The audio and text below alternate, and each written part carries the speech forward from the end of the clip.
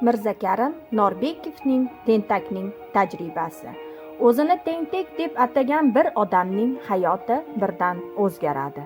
Uy ishlari, sog'lig'i hammasi qulab borayotgan bir paytda u kutilmaganda yangi yo'lga yo'naltiriladi. Bu yo'l insonning o'ziga bo'lgan ishonchini qayta uyg'otish, ichki kuchini tanish va hayotni boshqarish san'atidir.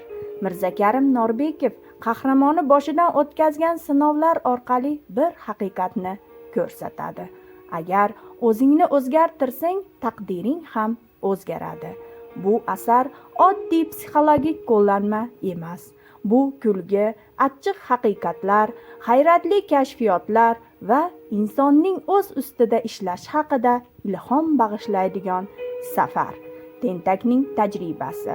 O'z hayotingizda yangi sahifa uchun turtki bo'ladigan asar.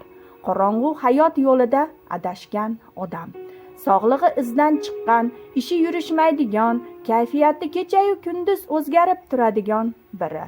O'z hayotini o'zgartirish istagi bilan yonayotgan bo'lsa, nima qiladi? U tasodifan bir maktabga tushib qoladi. Bu oddiy maktab emas. Bu yerda insonning ichki kuchi uyg'onadi. Ko'zlariga nur, yelkasiga ishonch qaytadi.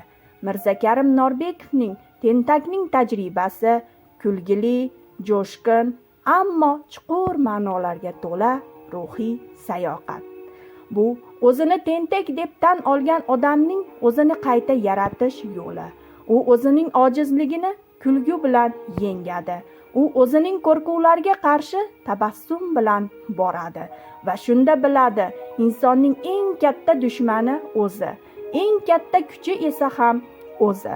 Tentakning tajribasi insonning o'ziga bo'lgan ishonchini tiklash, ruhiy tetiklik va hayotni boshqarish san'ati haqidagi eng quvnoq, eng samimiy va eng ta'sirli yo'riqnoma. Agar o'zingizni o'zgartirsangiz, hayotingiz ham o'zgaradi. Bu oddiy shior emas, bu tajriba. Bu tentakning tajribasi. Ushbu kitobni to'liq o'qib chiqishingizni tavsiya qilib qolamiz.